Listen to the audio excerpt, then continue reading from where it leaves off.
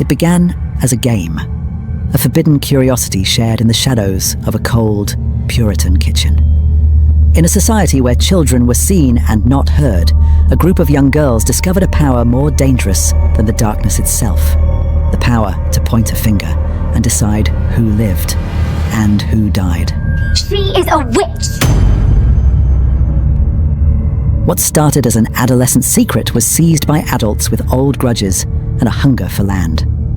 This is the dark blueprint of how a society uses fear to devour itself.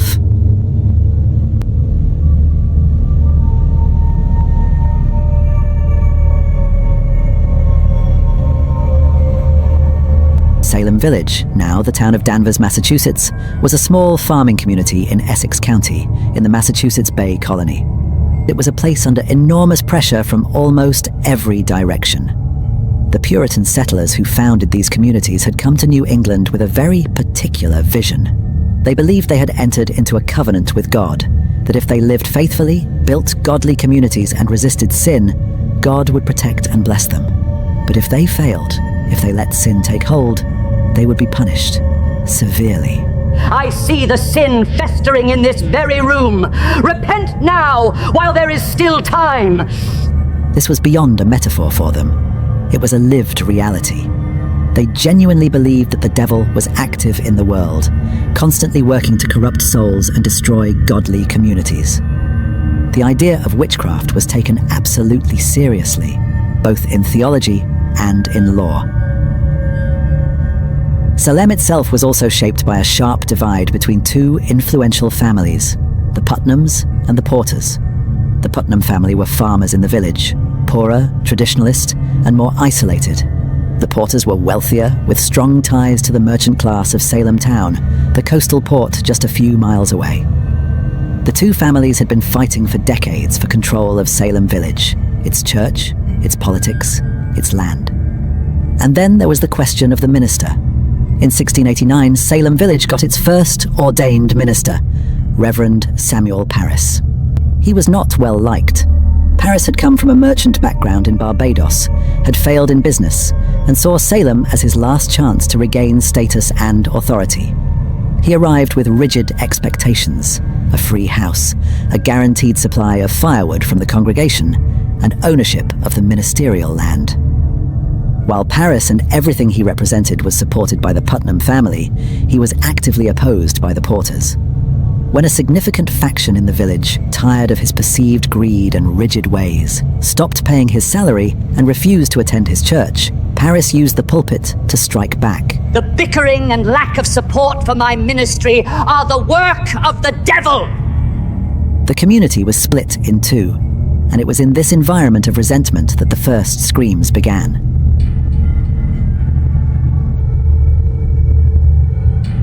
It started in Parris's own home. His 9-year-old daughter Betty and her cousin Abigail were playing an innocent game to discover their future. But instead of seeing their luck, the girls swore they saw a coffin. The panic of having summoned the devil triggered the first outbreaks, which the authorities, instead of treating as trauma, treated as a crime. Days later, the girls began exhibiting strange behavior. They fell into violent fits, screaming, contorting their bodies, and falling into trances that no one could explain. Soon, other girls in the village showed the same terrifying symptoms. And another, and another. The village doctor examined the girls and could find no physical cause. He went to Reverend Parris with the only answer he had. The evil hand is upon them, sir. He believed they were bewitched. That single diagnosis ignited Salem.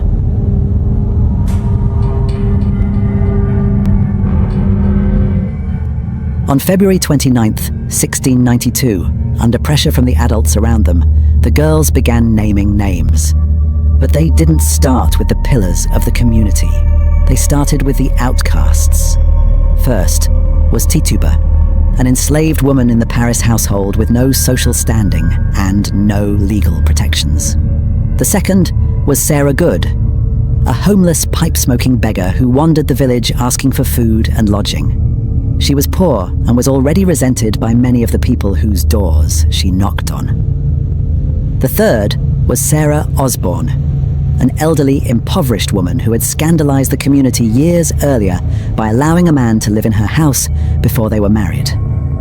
These were, in other words, three women who already existed on the margins of Puritan society: a slave, a beggar, and a social outcast. They were easy targets. All three were arrested and brought before the magistrates on March 1st. The hearings were not trials, they were interrogations, public ones, held in front of the entire village, presided over by John Hathorne, who operated less like an impartial judge and more like a prosecutor who had already decided on guilt. He didn't ask if they were guilty, he asked why they had served the darkness. Sarah Good denied everything, so did Sarah Osborne. But Tituba, likely terrified and pressured, did something no one expected. She confessed. I saw the devil, and he bid me to write in his book. I beg you mercy. Tituba's testimony was cinematic. She described the devil coming to her as a tall man dressed in black. She spoke of black dogs, red cats, and a dark book signed with her own blood. And then, crucially, she whispered the words that set the town on fire. There are others.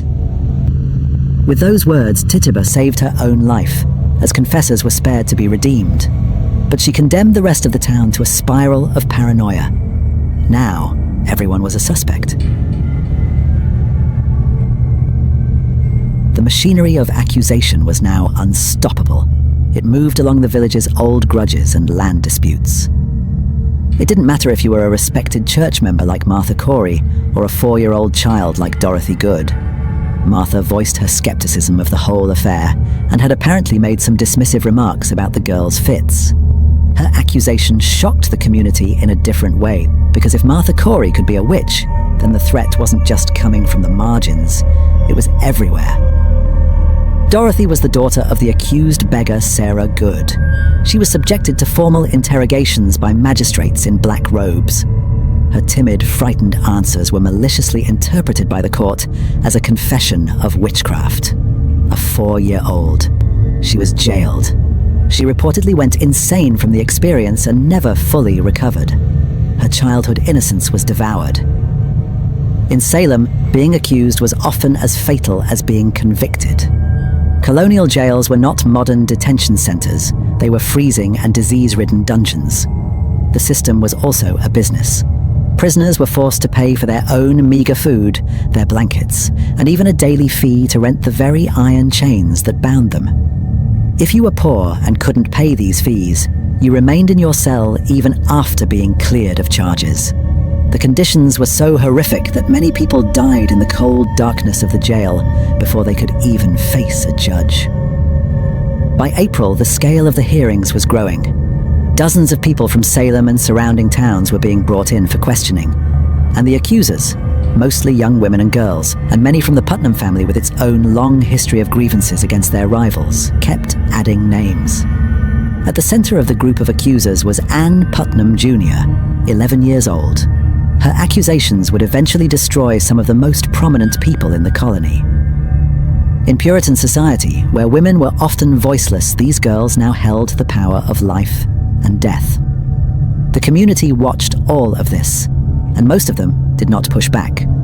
If you challenged the accusers, you risked being accused yourself. On May 27th, 1692, the governor of the province of Massachusetts Bay, William Phips, established a special court, the Court of Oyer and Terminer. Its mission was simple: to hear and to decide. The court was given the task of clearing the massive backlog of accused persons sitting in jail. The stage was set for the gallows.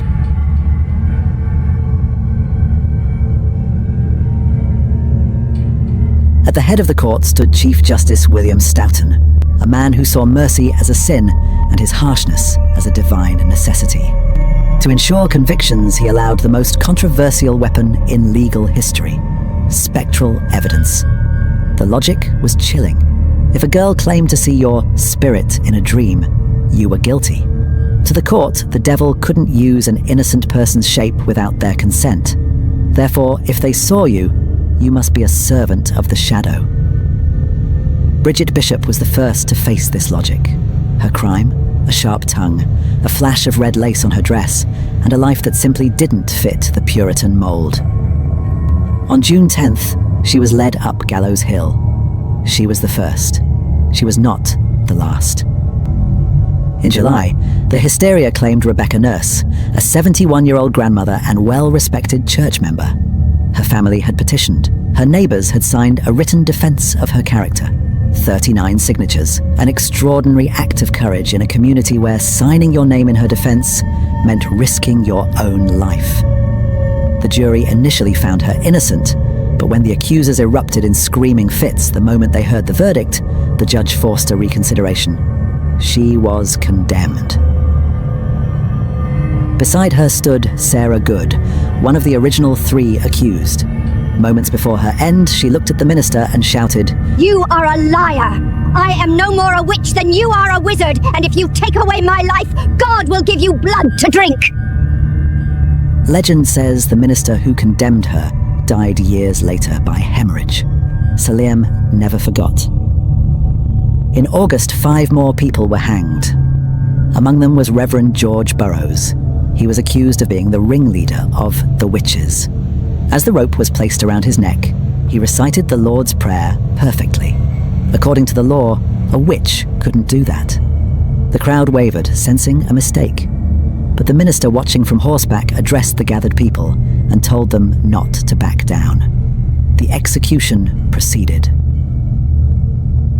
September was the worst. While innocents were being condemned to the gallows, 80-year-old Giles Corey chose a different path.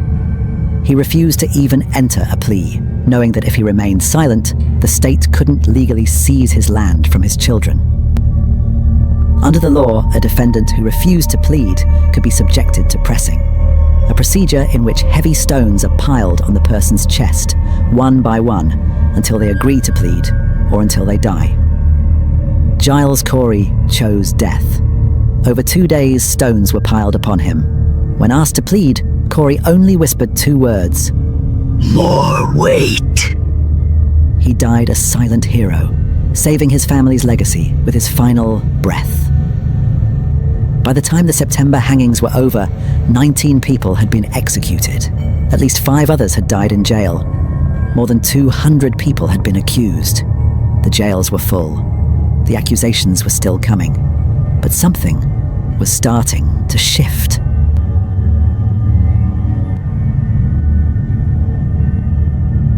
The crack that eventually brought the whole structure down came from an unexpected direction. By the fall of 1692, the girls stopped naming outcasts and started naming the elite. When they whispered the name of Lady Phipps, the governor's own wife, and targeted prominent military leaders, the authorities suddenly lost their appetite for the witch hunt. The hunters were becoming the hunted.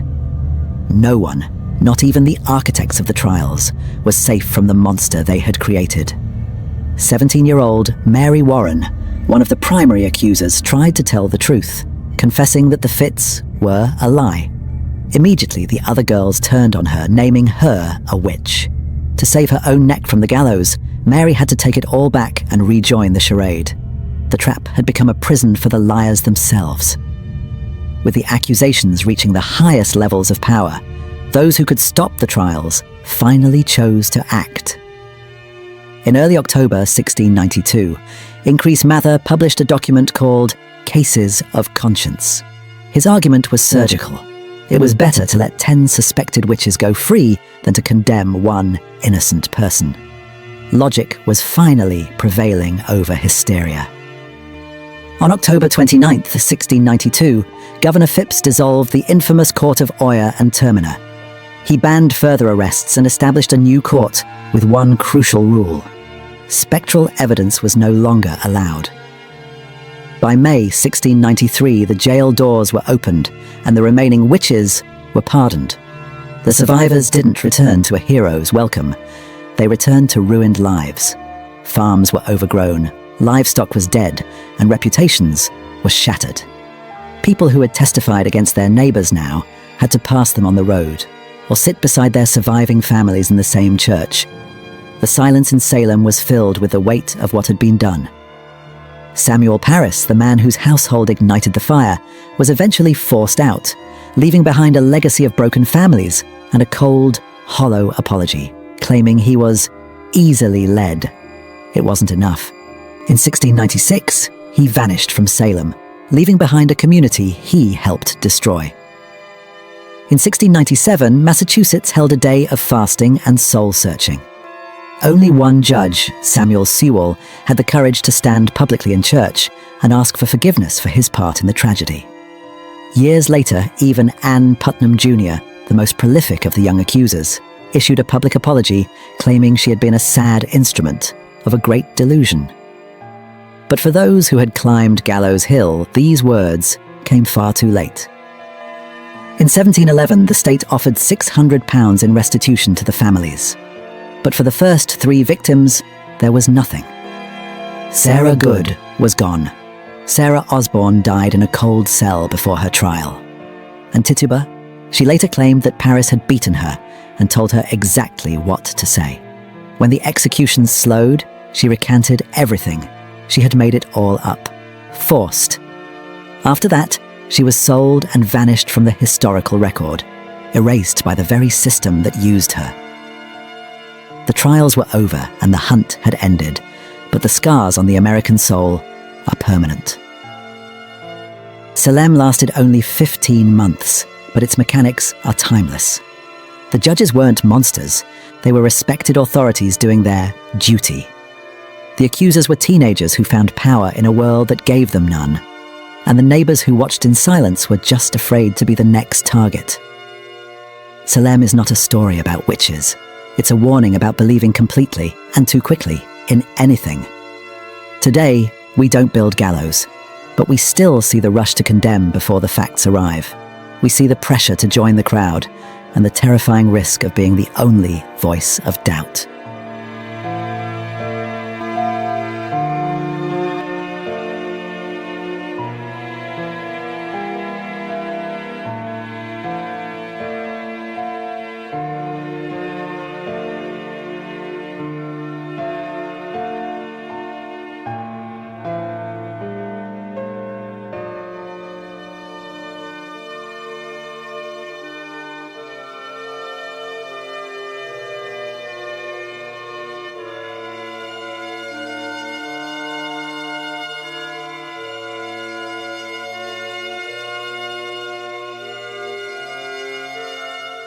Salem is a reminder of how any society can devour itself when fear is used as a legal tool. We remember them as victims of a society that let mass delusion override reason. Don't believe too quickly, and never stop asking why. I'm Tim, watching the past so we can understand the present, and together we keep history reborn. I see you in the next era.